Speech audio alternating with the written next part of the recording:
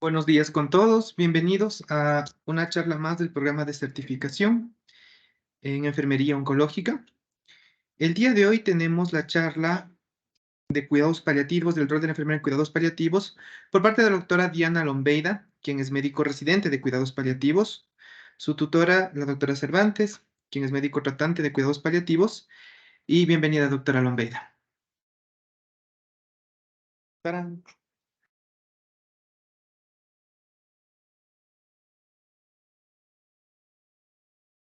Bueno, primero, buenos días con todos. Vamos a hablar el día de hoy sobre los cuidados paliativos.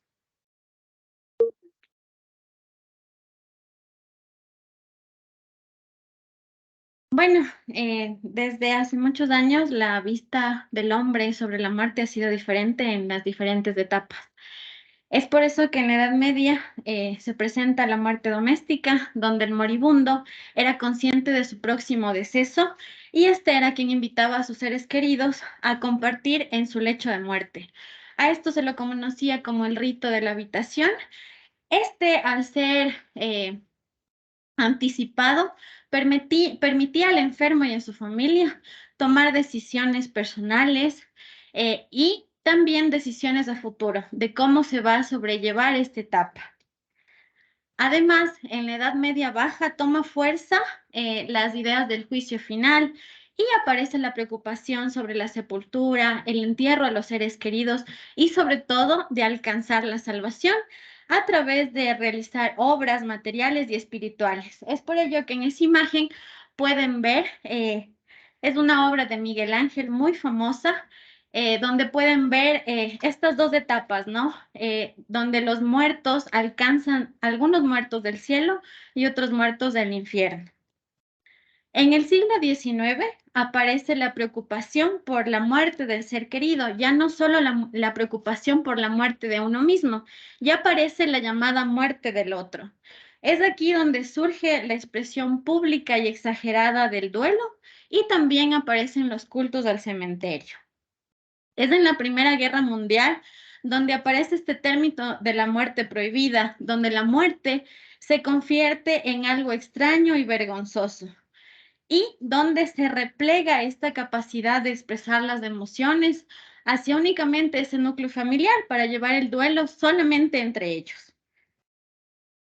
En la década de los 60, la pionera Cecily Sanders de cuidados paliativos identifica esta tendencia de esconder al moribundo, de ocultar su condición clínica, de ocultar su pronóstico, y también aparece el hecho de reemplazar la casa por el hospital como el lugar favorito o prioritario para que se dé el deceso.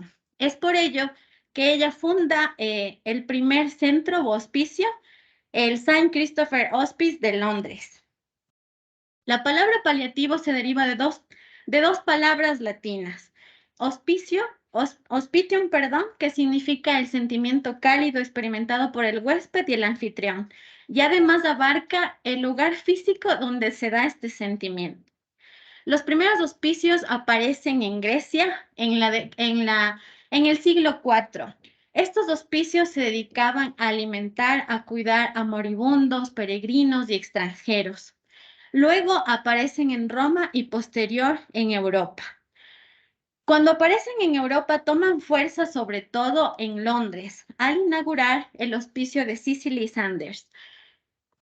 La palabra hospicio generaba confusión con hospital. Es por ello que en Canadá, en la década de los 70, aparece la palabra cuidado paliativo, para de esta manera iniciar con los centros de cuidado a los enfermos. Es hasta 1980 donde se usa por primera vez el término de cuidado paliativo.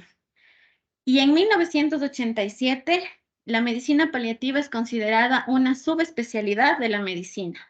Hasta 1980, la OMS adjunta el término de cuidado paliativo y lo adjunta también a su programa de tratamiento contra el cáncer. Y una década y media después, la OPS lo integra a sus programas de salud y asistenciales.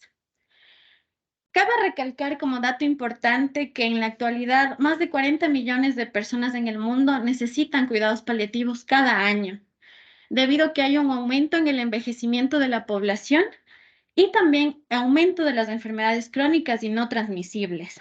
Actualmente, menos del 10% de esta población recibe cuidados paliativos y en Latinoamérica únicamente el 7%.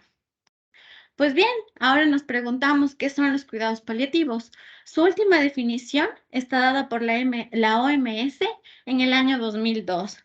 ¿En qué consiste? En el enfoque que mejora la calidad de vida de los pacientes y las familias que se enfrentan a los problemas asociados con enfermedades amenazantes para la vida a través de la prevención, el alivio del sufrimiento, por medio de la identificación temprana y la impecable evaluación y tratamiento del dolor y otros problemas físicos, psicosociales y espirituales. ¿Cuáles son los objetivos de los cuidados paliativos? Uno de ellos, y el más importante, es proporcionar el alivio del dolor y de otros síntomas que producen sufrimiento. Van a promocionar la vida y ven la muerte como un proceso natural. No pretenden acelerar la muerte, pero tampoco retrasarla. Integran aspectos psicosociales, espirituales en los cuidados del paciente. Brindan apoyos a las familias, a los allegados durante la enfermedad y durante el duelo. ¿Quiénes se van a beneficiar de los cuidados paliativos? Pacientes que son diagnosticados con enfermedades catastróficas como el cáncer, así también pacientes con diagnóstico de enfermedades irreversibles, progresivas y que llegan a una fase terminal, como son la enfermedad pulmonar obstructiva crónica, demencias, insuficiencia cardíaca congestiva en un estado avanzado, insuficiencia renal crónica igual en una fase terminal, pacientes con VIH en una fase avanzada como el SIDA. ¿Cuándo se deben iniciar los cuidados paliativos? Pues, como está en la gráfica, estos deben acompañarse desde el diagnóstico de la enfermedad y deben ir de manera simultánea junto al tratamiento y sobre todo deben estar presentes en la fase final y en el duelo.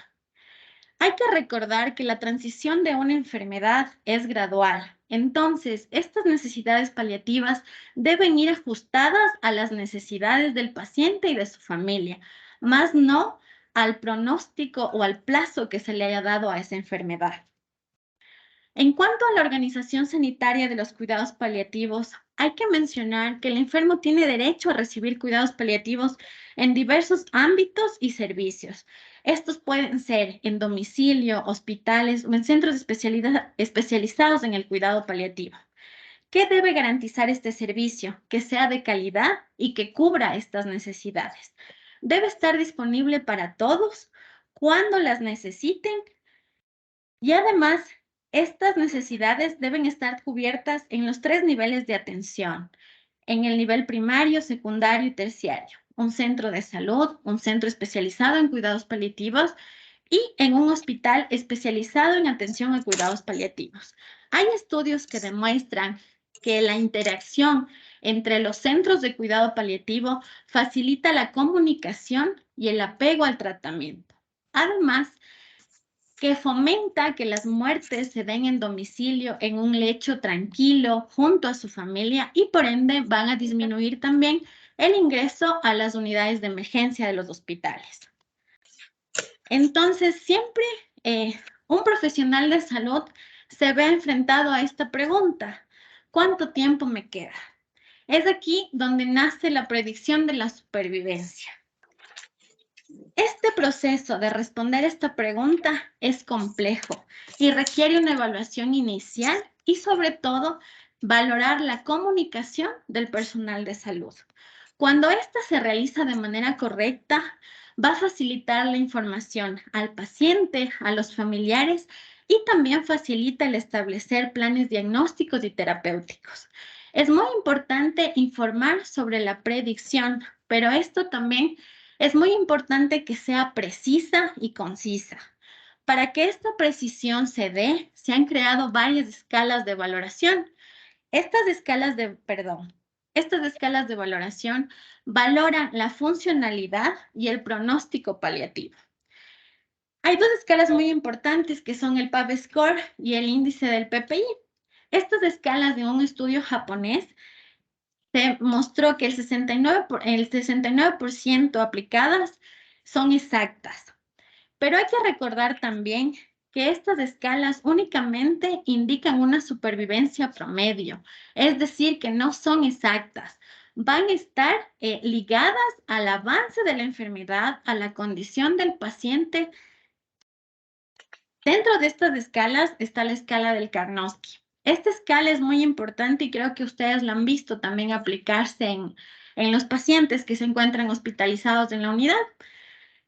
Esta escala va a valorar la capacidad individual del paciente de realizar ciertas actividades de su vida. Nos ayuda a predecir la mortalidad de los pacientes, tanto oncológicos como no oncológicos. Y nos va a indicar también el valor que tendrá un tratamiento en cuanto a la respuesta o al pronóstico de la enfermedad. ¿Cómo vamos a valorar a esta escala? Esta escala divide a los pacientes en 3 grandes grupos. En el grupo 1 van a estar los pacientes con un Karnofsky de 100 a 80%. Estos pacientes van a ser capaces de realizar las actividades normales, de trabajar y que no requieren cuidados especiales. Mientras que los pacientes que tengan un Karnofsky de 70 a 50 van a ser incapaces de trabajar, pero pueden vivir en casa y son capaces de autocuidarse. Mientras que pacientes con un Karnofsky menor de 40 van a ser incapaces de su autocuidado y requieren cuidados especiales. Y son más susceptibles a hospitalización. Hay que mencionar también que un Karnofsky menor a 40 siempre me va a indicar que el pronóstico de ese paciente es malo a corto y a mediano plazo. Una modificación del Karnofsky es el Palliative Performance Scale. Este es una modificación del Karnofsky y incluye 11 categorías de valoración que se puntúan de igual manera de 0 a 100. Pero ¿cuál es lo importante del PPS? Que incluye la ingesta oral y el nivel de conciencia, que no incluye el Karnofsky.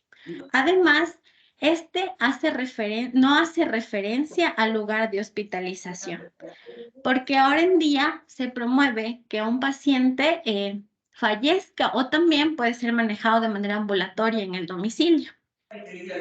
El PPS adquiere precisión sobre todo en los últimos 90 días de la enfermedad del paciente, cuando identificamos ya un paciente con necesidades paliativas. El PPI, todas estas escalas se conllevan una a la otra. Por eso es que una va de la mano con la otra. No solo nos basamos en una escala. Entonces, el PPI incluye en su categoría a la escala del PPS. Y tiene un rango de puntuación de 0 a 15 puntos. Cuando estos puntos son mayor a 6, la sobrevida del paciente es menor a 3 semanas. Cuando estos son mayores a 4, la sobrevida es mayor a 6 semanas. Su especificidad es del 85% con una sensibilidad del 80%. Aparece también el instrumento NECPAL, con la finalidad de cubrir las necesidades no solamente de los pacientes oncológicos, sino también de los pacientes sin enfermedad oncológica, pero con un estado avanzado de enfermedad. Entonces, para aplicar esta escala o este instrumento, aparece la pregunta sorpresa. Entonces, cuando yo me acerco a valorar a un paciente, me voy a preguntar si a mí me sorprendería si esta persona muriese a lo largo de este siguiente año. Si es que mi respuesta es sí, pues el NECPAL va a ser negativo. Pero si mi respuesta es no, voy a identificar sus necesidades paliativas, si es que hay pérdida funcional, si hay pérdida nutricional, si se adjuntan varias enfermedades condicionando la morbilidad y la morbilidad. Además, si han aumentado el uso de recursos y si existe ya como base una enfermedad avanzada. Entonces, al valorar esta escala, en función del número de parámetros que yo tenga afectados, que les presenté anteriormente, yo puedo identificar si ese paciente se beneficia o no, o si requiere o no necesidades paliativas. Entonces, esta escala me va a calificar a los pacientes en 3 estadios. El estadio 1 con una pregunta sorpresa positiva, donde 2 parámetros van a ser positivos con una mediana de sobrevida de 38 meses. En el en el estadio 2, una pregunta sorpresa positiva con 3 a 4 parámetros positivos y con una mediana de supervivencia de 7.2 meses. En el estadio 3, con una pregunta sorpresa positiva con 5 a 6 parámetros y con una sobrevida de 3.6 meses. Además de estas escalas como instrumentos para valorar el pronóstico, existen síntomas y síntomas que acompañan a los pacientes en la fase final de vida. Generalmente pueden aparecer agitación, deterioro del nivel de conciencia, va a haber piel moteada, la respiración puede ser ruidosa, hay una pérdida progresiva del peso, hay fatiga, hay una pérdida del apetito, que esta va en incremento, y sobre todo hay un deterioro importante en su movilidad. La comunicación en cuidados paliativos debe ser de dominio clave para el personal de salud. Esta también puede constituir una barrera en los pacientes con estados avanzados de enfermedad, pues por ello es muy importante identificar cada particularidad del paciente en cuidados paliativos. Debo ser capaz de identificar sus deseos, si el paciente me entiende, si comprende lo que le estoy diciendo, si puede escuchar, si puede hablar. Y además, debo también preguntar si él comprendió lo que yo mencioné. Hay estudios que mencionan entre pacientes y familiares en cuidados paliativos que al permitirles expresar lo que ellos quieren decir, la información se va, y que la información sea sincera, clara y sensible, permite que la relación médico-paciente mejore y también el apego al tratamiento adecuado en cuidados paliativos. También hay estudios donde mencionan que pacientes en fase final de vida prefieren que la información sea compartida con él y con sus familiares. Cuando esta comunicación es ineficaz, pues aparecerá el incumplimiento terapéutico, habrá mayor estrés y también habrá mayor desgaste emocional. Es importante también identificar y mencionar que la valoración y la comunicación en cuidados paliativos debe ser periódica, porque las decisiones varían de acuerdo a la condición en la que está el paciente. Para el personal de salud, un acto muy difícil que trabaja con pacientes en cuidados paliativos son el hecho de comunicar malas noticias. ¿Qué es una mala noticia? Pues es cualquier información que va a alterar drásticamente la visión de un paciente sobre su futuro. Es por ello que identificar las barreras que previamente mencioné, identificar si el paciente puede hablar, puede escucharme, es muy importante para, de acuerdo a esto, crear un plan de comunicación. Y también es importante identificar, vuelvo y repito, los deseos del paciente.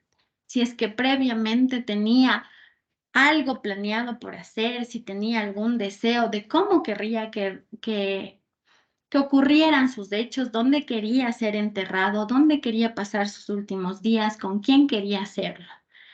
Cuando esta comunicación no es buena, el acto se vuelve difícil y aparecen los conflictos.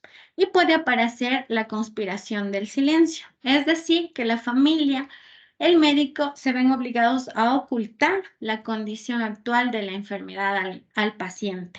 Esto va a generar más estrés, más angustia al enfermo. Si bien los cuidados paliativos se enfocan en valorar de manera integral al paciente, no solamente se controlan los síntomas biológicos, sino también los psicosociales y los espirituales. Es por ello que los pacientes muchas veces presentan preocupación por la muerte inminente, hay una sensación abrumadora de su pérdida, hay una preocupación terrible por el hecho de perder su autonomía y su identidad. Hay alteraciones en el proceso de la adaptación, son incapaces para el automanejo y la toma de decisiones por su condición, efectivamente. Además, hay pérdida de la autoestima, hay pérdida de la seguridad y del empoderamiento. En cuidados paliativos, el manejo se torna integral. Es por ello que se requiere la valoración psicológica de la mano con el paciente en cuidados paliativos. Cuando ya no se nos es posible manejar la parte emocional, pues el médico y la unidad estará en la responsabilidad de derivar al paciente a un centro especializado para manejar sus alteraciones psicoemocionales. Hay que mencionar también que el distrés psicológico y emocional en el paciente en cuidado paliativo puede ser una gran fuente de sufrimiento. Es importante también mencionar al cuidador, pues muchas veces creemos o asumimos que el cuidador no forma parte de este manejo integral. Pues y no es lo correcto porque el cuidador es quien se encarga de suplir las necesidades emocionales y físicas del paciente en cuidados paliativos. Además, para nosotros como personal de salud es una fuente importante de información y requiere el familiar, el cuidador, requiere una intervención propicia, sobre todo en la fase del duelo. Además, los cuidados paliativos, como bien mencionaba, al requerir un abordaje integral, independientemente de nuestra visión espiritual, requiere cubrir esas necesidades espirituales del paciente. Preguntarle al paciente qué deseos tiene, con quién quiere hablar, qué quiere hacer, es muy importante. Al cubrir estas necesidades espirituales, hay muchos estudios que mencionan que mientras uno las cubre, disminuyen el estrés, facilita las relaciones entre sus familiares y se permite también que el paciente sea manejado de manera integral y con ello aliviaremos su sufrimiento. En resumen, ¿qué les quiero decir? Creo que cuidados paliativos es un tema muy amplio, que en la actualidad es muy bueno que se esté ampliando la información, ampliando la terapéutica y que hoy se conozca qué son los cuidados paliativos. Y quisiera que todos juntos leamos esto, si me ayudan, por favor. Cuidado paliativo es tomar las riendas de mi vida. Cuidado paliativo es vivir, disfrutar a plenitud. Cuidado paliativo es abrazar y dejarse abrazar. Cuidado paliativo es cuidar y dejarse cuidar. Cuidado paliativo es sonreír y llorar juntos. Cuidado paliativo es escuchar, comprender y observar. Cuidado paliativo es acompañar en silencio. Cuidado paliativo es realizar mi práctica espiritual. Cuidado paliativo es mantener mis valores y creencias. Cuidado paliativo es dejar mi legado de vida. Cuidado paliativo es propender por calidad, no cantidad de vida. Cuidado paliativo es planear tus deseos y preferencias. Cuidado paliativo es cultivar la empatía y la compasión. Cuidado paliativo es acompañar y orientar en la toma de decisiones médicas y demás. Cuidado paliativo es planear el futuro, corto o largo. Cuidado paliativo es aliviar el dolor espiritual, social, emocional y físico. Cuidado paliativo es despedirse con alegría y con lágrimas. Cuidado paliativo es dar y recibir. Cuidado paliativo es aliviar el sufrimiento con cuidados intensivos de confort. Cuidado paliativo es dejar arreglados nuestros asuntos legales y económicos. Cuidado paliativo es hablar sin barreras, temores ni tabús. Y cuidado paliativo es paliar los síntomas físicos. Cuidado paliativo es amor. Gracias.